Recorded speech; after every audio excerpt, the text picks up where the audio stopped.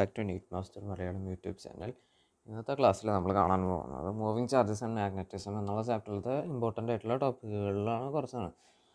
അതൊക്കെ എന്ന് പറയുന്നത് രണ്ട് ലോസാണ്, ബയോട്ട് സാവേർട്സ് ലോയും ആംബിയർ സർക്യൂട്ടൽ ലോയും. എന്താ പറയുക, നമ്മുടെ ഇലക്ട്രോസ്റ്റാറ്റിക്സിലത്തെ ഗോസ് ലോ എത്ര പ്രധാനപ്പെട്ടതായിരുന്നു, അതുപോലെ തന്നെ ഈ ചാപ്റ്ററിലത്തെ പ്രധാനപ്പെട്ട ടോപ്പിക്കുകളാണ് ഈ രണ്ട് ലോകൾ. പക്ഷേ അത് പറയുന്നതിന് മുമ്പായിട്ട് വേറൊരു കാര്യം പറയാനായിട്ടുള്ളതാണ് motion in a magnetic field എന്നുള്ളത്. അപ്പോൾ അതെന്താണെന്ന് പറഞ്ഞിട്ട് നമുക്ക് അതിലേക്ക് കടക്കാം. അപ്പോൾ നമുക്കറിയാം എന്തെന്ന്, ഒരു ചാർജ് ഒരു മാഗ്നറ്റിക് ഫീൽഡിനുള്ളിൽ കൂടെ പോവുകയാണെന്നുണ്ടെങ്കിൽ അതും ഫോഴ്സ് അനുഭവപ്പെടുന്നുള്ളത്. അപ്പോൾ അതിൽ തന്നെ കുറച്ച് കാര്യങ്ങൾ ഓർക്കേണ്ടതുണ്ട്. എന്താണെന്ന് വെച്ച് കഴിഞ്ഞാൽ വെറുതെ എൻ്റർ ചെയ്താൽ പോരാ, എൻ്റർ ചെയ്യുന്നതിന് പല രീതികളുണ്ട്. ഇപ്പോൾ ഞാനിവിടെ പറയുന്നത് ശ്രദ്ധിക്കുക. ഇപ്പോൾ ഇതുപോലൊരു മാഗ്നറ്റിക് ഫീൽഡ് ഉണ്ടെങ്കിൽ അതിലേക്ക് ഇതുപോലൊരു ചാർജ് വി വെലോസിറ്റിയിലും ഈ ഇലക്ട്രിക് ഫീൽഡിലേക്ക് എൻ്റർ ചെയ്യണമെന്ന് വിചാരിക്കാം. അതിൽ എങ്ങനെയൊക്കെ എൻ്റർ ചെയ്യാൻ പറ്റും? ഇതിലേക്ക് എന്താ പറയുക, നേരിട്ട് പെർപെൻഡിക്കുലറായിട്ട് തന്നെ എൻ്റർ ചെയ്യാൻ പറ്റും, ഇതിന് പാരലലായിട്ട് തന്നെ എൻ്റർ ചെയ്യാൻ പറ്റും, അല്ലെങ്കിൽ ഇതിന് ഓപ്പോസിറ്റ് ഡയറക്ഷനായിട്ട് എൻ്റർ ചെയ്യാൻ പറ്റും, അല്ലെങ്കിൽ ഒരു ആംഗിളിൽ എൻ്റർ ചെയ്യാൻ പറ്റും. ഈ ഇതിനെല്ലാത്തിനും ഓരോരോ എന്താ പറയുക കേസുകളാണ് നമ്മുടെ ഇതിൽ പറയേണ്ടതായിട്ടുള്ള മോഷൻ്റെ കേസ്. അപ്പോൾ ഈ ഓരോരോ കേസുകളിലെയും ഇതിൻ്റെ മോഷൻ എങ്ങനെയായിരിക്കും എന്നുള്ളത് നമുക്ക് നോക്കാം. അതിനുവേണ്ടി ഞാൻ ഫിഗറിനെ ഇങ്ങനെ ആക്കിയിട്ട് ഞാൻ മാറ്റണം. നമ്മൾ ഇലക്ട്രോസ്റ്റാറ്റിക്സിൽ പറഞ്ഞ കാര്യം ഇവിടെ ആപ്ലിക്കബിൾ ആണ്. എന്ത്, ഫീൽഡ് ലൈൻസ് എന്താ പറയുക യൂണിഫോംലി സ്പേസ്ഡ് ആവുകയും പാരലൽ ആവുകയും ചെയ്യുകയാണെന്നുണ്ടെങ്കിൽ അതിനെ യൂണിഫോം ഫീൽഡ് എന്ന് വിളിക്കുന്നു. ഇവിടെ ഇപ്പോൾ മാഗ്നറ്റിക് ഫീൽഡിനെ കുറിച്ചിട്ടാണ് പറയുന്നത്. അപ്പോൾ മാഗ്നറ്റിക് ഫീൽഡ് ഇവിടുത്തെ യൂണിഫോം ആണെന്നാണ് മനസ്സിലാക്കേണ്ടത്. എന്തുകൊണ്ട്? ഇതെല്ലാം പാരലാണ്. ഇങ്ങനെ ഇട്ട് കഴിഞ്ഞാൽ എന്താണ് മനസ്സിലാക്കേണ്ടത്? ഇൻ ടു ദ പ്ലെയിൻ ആണ്, ഇൻ ടു ആണ് ഇട്ടിരിക്കുന്നത്. അപ്പോൾ ഇൻ ടു ദ പ്ലെയിൻ, ഉള്ളിലേക്കാണ് ഇങ്ങനെ പോയിക്കൊണ്ടിരിക്കുന്നത് നമ്മുടെ മാഗ്നറ്റിക് ഫീൽഡ് ലൈൻസ് എന്ന് പറയുന്നത്. അപ്പോൾ അതിൻ്റെ മാഗ്നിറ്റ്യൂഡ് എന്ന് പറയുന്നത് നമ്മുടെ ക്യാപിറ്റൽ ലെറ്റർ ബി ആണ്.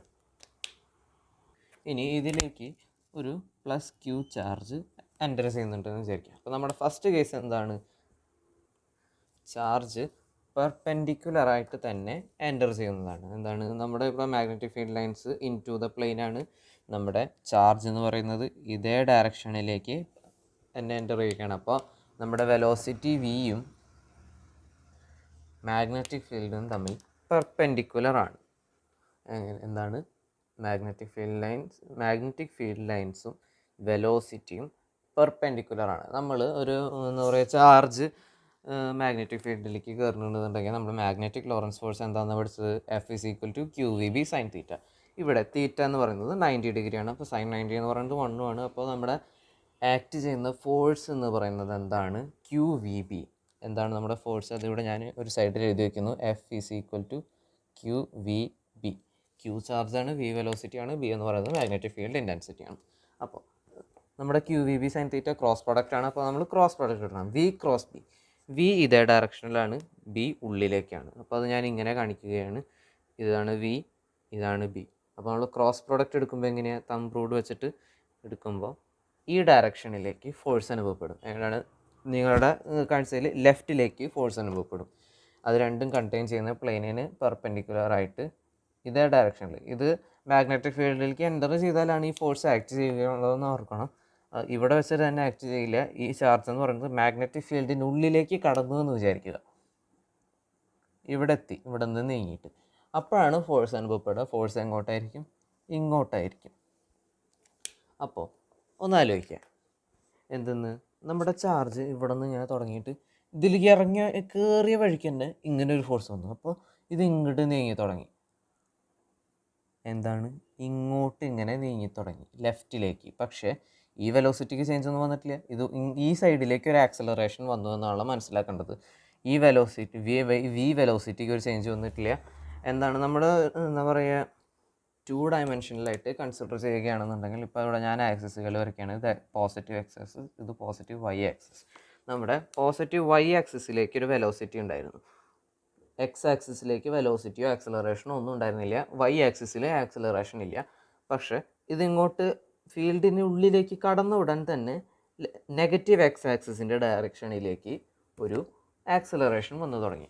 അപ്പോൾ എന്താ പറയുക, പോസിറ്റീവ് വൈ ആക്സിസിൻ്റെ ഡയറക്ഷനിൽ ഒരു ആക്സലറേഷനും ഇല്ല. അപ്പോൾ വി എന്ന് പറയുന്ന വെലോസിറ്റിക്ക് ചേഞ്ച് വരുന്നില്ല. എന്താണ്, വൈ ഡയറക്ഷനിലുള്ള വെലോസിറ്റിക്ക് ചേഞ്ച് വരുന്നില്ല. പക്ഷേ എക്സ് ഡയറക്ഷനിലുള്ള വെലോസിറ്റിക്ക് ചേഞ്ച് വരുന്നുണ്ട്. ഇനീഷ്യൽ വെലോസിറ്റി 0 ആയിരുന്നു. പക്ഷേ ഈ ഒരു ഫോഴ്സ് ആക്ട് ചെയ്യുന്നത് വഴിയായിട്ട് നമ്മുടെ നെഗറ്റീവ് എക്സ് ഡയറക്ഷനിലേക്ക് ഒരു ആക്സലറേഷൻ ആക്ട് ചെയ്യുകയും അതുവഴി ഒരു എന്ന് പറയുക നെഗറ്റീവ് എക്സ് ആക്സിസിൻ്റെ ഡയറക്ഷനിലേക്ക് ഒരു ഫോഴ്സ് അനുഭവപ്പെടുകയും ചെയ്യുന്നു.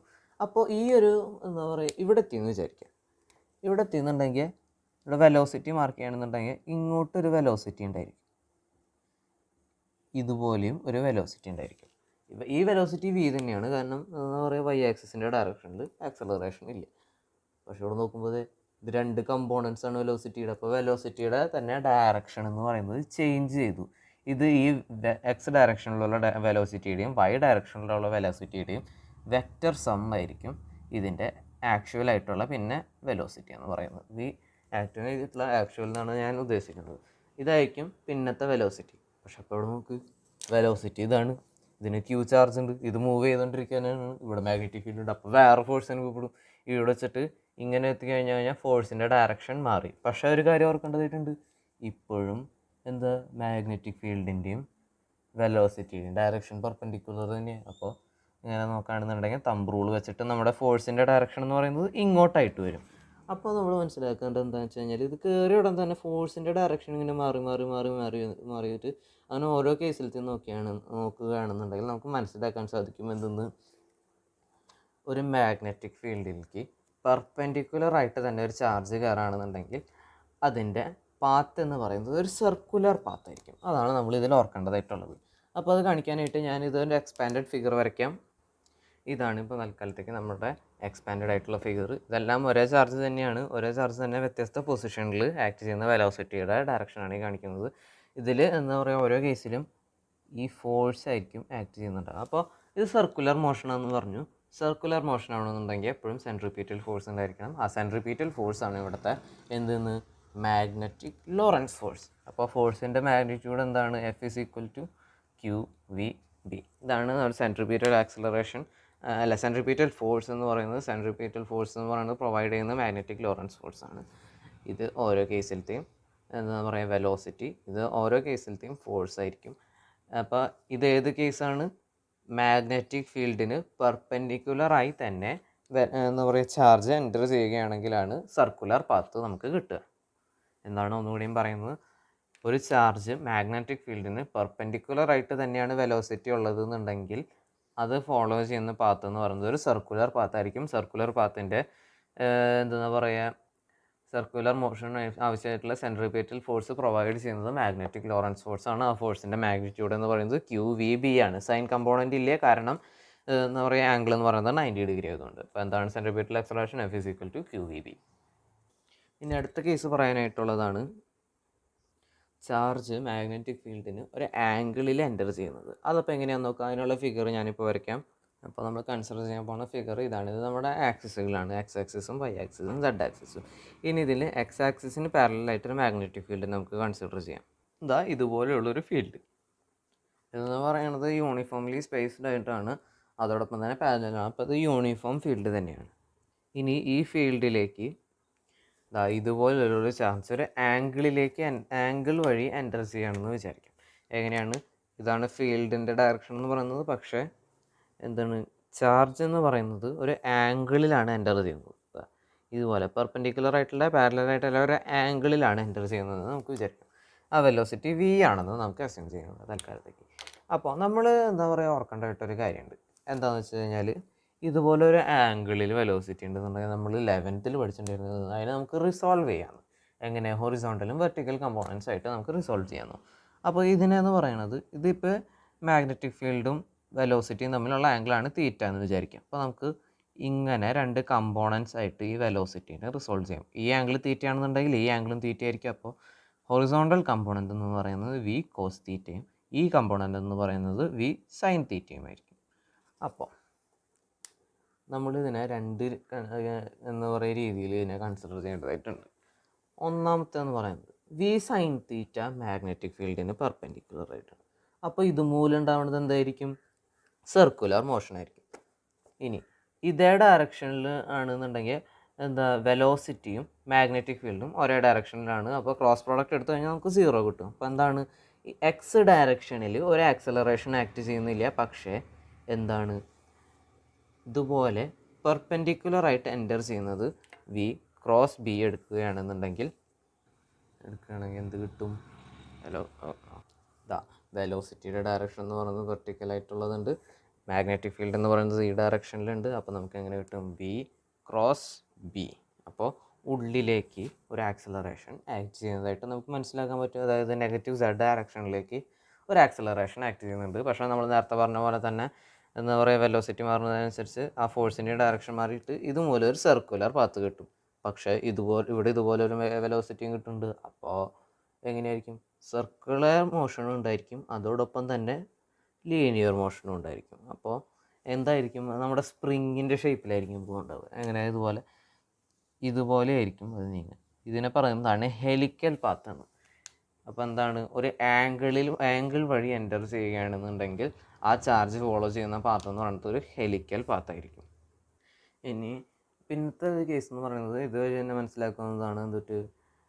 എന്താ പറയുക, മാഗ്നറ്റിക് ഫീൽഡിൻ്റെ അതേ ഡയറക്ഷൻ അല്ലെങ്കിൽ ഓപ്പോസിറ്റ് ഡയറക്ഷനിൽ എൻ്റർ ചെയ്യുകയാണെന്നുണ്ടെങ്കിൽ എന്തായിരിക്കും? ഫോഴ്സ് 0 ആയിരിക്കും. അതുകൊണ്ട് തന്നെ അത് എന്താ പറയുക, ഇനീഷ്യൽ പാത്ത് തന്നെയായിരിക്കും ഫോളോ ചെയ്യുക. അത് അവസാനത്തെ കേസാണ്. ഇനി ഇപ്പോൾ ഈ പറഞ്ഞതിൽ എന്നെ വെച്ചിട്ട് ഓർക്കേണ്ടതായിട്ടുള്ള കുറച്ച് ഇമ്പോർട്ടൻറ്റ് പോയിൻറ്റ്സാണ് ഞാൻ പറയാൻ പോകുന്നത്. എന്താണ് ആ ഇമ്പോർട്ടൻറ്റ് പോയിൻറ്റ്സ് എന്നുള്ളതൊക്കെ? നമ്മുടെ എന്താ പറയുക, സർക്കുലർ മോഷനിൽ സെൻട്രിപീറ്റൽ ഫോഴ്സ് പ്രൊവൈഡ് ചെയ്യുന്നത് മാഗ്നറ്റിക് ലോറൻസ് ഫോഴ്സ് ആണെന്ന് പറഞ്ഞു. F=QEB ആയിരിക്കും അതിൻ്റെ മാഗ്നിറ്റ്യൂഡ് എന്ന് പറയുന്നത്. അതിൽ ഓർക്കേണ്ട കാര്യം, വി എന്ന് പറയുന്നത് എപ്പോഴും മാഗ്നറ്റിക് ഫീൽഡിന് പെർപെൻഡിക്കുലർ ആയിട്ടുള്ള കമ്പോണൻ്റ് ആയിരിക്കും. ഇപ്പോൾ ഇവിടെ നോക്കുകയാണെന്നുണ്ടെങ്കിൽ വി സൈൻ തീറ്റ ആയിരുന്നു മാഗ്നറ്റിക് ഫീൽഡിന് പെർപെൻഡിക്കുലർ ആയിട്ടുള്ള കമ്പോണൻറ്റ്. നമ്മൾ ഇതിന് മുമ്പ് പറഞ്ഞ കേസിലാണെന്നുണ്ടെങ്കിൽ വി തന്നെയായിരുന്നു മാഗ്നറ്റിക് ഫീൽഡിന് പെർപെൻഡിക്കുലർ ആയിട്ടുള്ള കമ്പോണൻറ്റ് എന്ന് പറയും. എപ്പോഴും ഓർക്കുക, വി എന്ന് പറയുന്നത് മാഗ്നറ്റിക് ഫീൽഡിന് പെർപെൻഡിക്കുലർ ആയിരിക്കണം. അല്ലാണ്ട് നമ്മൾക്ക് ചില ക്വസ്റ്റ്യനിൽ എന്ന് പറയുക വെലോസിറ്റി ഇത്ര തന്നെയാണെന്ന് പറഞ്ഞിട്ട് തരും, ഇത്ര ആംഗിൾ ഉണ്ടെന്ന് പറയും. അപ്പോൾ ചിലവർ അതേ വെലോസിറ്റീൻ്റെ അടുത്ത് ചെയ്യും, അത് തെറ്റായിരിക്കും. എന്താണ്? മാഗ്നറ്റിക് ഫീൽഡിന് പെർപെൻഡിക്കുലർ ആയിട്ടുള്ള കമ്പോണൻ്റ് ഏതാണെന്ന് കണ്ടുപിടിച്ചിട്ട് വേണം അത് ആ വെലോസിറ്റി വേണം അതിൽ നിന്നിട്ട് സബ്സ്റ്റിറ്റ്യൂട്ട് ചെയ്യാനായിട്ട്. അപ്പോൾ ഓർക്കുക, എന്താണ് വെലോസിറ്റി? എന്താ പറയുക, മാഗ്നറ്റിക് ലോറൻസ് ഫോഴ്സ് പ്രൊവൈഡ് ചെയ്യുന്ന സെൻട്രിപീറ്റൽ ഫോഴ്സ് കിട്ടാനായിട്ട് അതിനുള്ള വെലോസിറ്റി എന്ന് പറയുന്നത് എപ്പോഴും മാഗ്നറ്റിക് ഫീൽഡിന് പെർപെൻഡിക്കുലർ ആയിരിക്കണം. ഇനി ഓർക്കേണ്ട കാര്യം എന്ന് പറയുന്നത് കുറച്ച് ഇക്വേഷൻസ് ആണ്. ഒന്നാമത്തേതെന്ന് പറയുന്നത് നമ്മുടെ ഈ സർക്കുലർ മോഷനിൽ ഉണ്ടാകുന്ന റേഡിയസ് ആണ്. ഹെലിക്കൽ മോഷനിൽ ഉണ്ടാകുന്ന സർക്കിളിൻ്റെ റേഡിയസ് അത് എത്രയെന്നുള്ളത് കണ്ടുപിടിക്കാനായിട്ടുള്ള ഇക്വേഷൻ മാത്രം നമ്മൾ പഠിച്ചിരിക്കേണ്ടതാണ്. ആ ഇക്വേഷനാണ് R=mv/QB. നമ്മൾ ഇതിങ്ങനെ തന്നെയാണ് പഠിച്ചിരിക്കേണ്ടത്. എന്താ പറയുക, ഒരു ഫ്ലോയിൽ തന്നെ പഠിച്ചു കഴിഞ്ഞാൽ എളുപ്പത്തിൽ ഓർക്കാൻ പറ്റും. R=mv/QB. എം എന്ന് പറയുന്നത് ചാർജിൻ്റെ മാസ്സാണ്.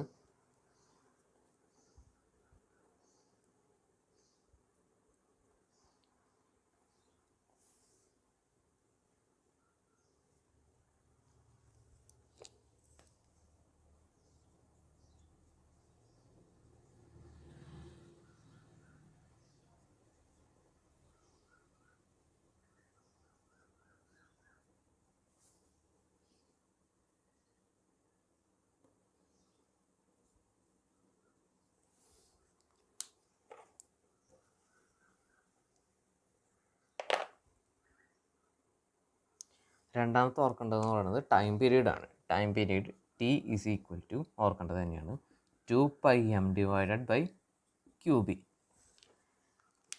എന്താണ് 2π എന്താണെന്ന് നമുക്ക് എല്ലാവർക്കും അറിയാം. T ടൈം പീരീഡ് ആണ്, M mass, Q charge, B എന്ന് പറയുന്നത് മാഗ്നറ്റിക് ഫീൽഡ് ഡെൻസിറ്റി. ഇതിൽ ഓർക്കേണ്ട മറ്റൊരു കാര്യം എന്ന് പറയുന്നത് ഇതാണ്.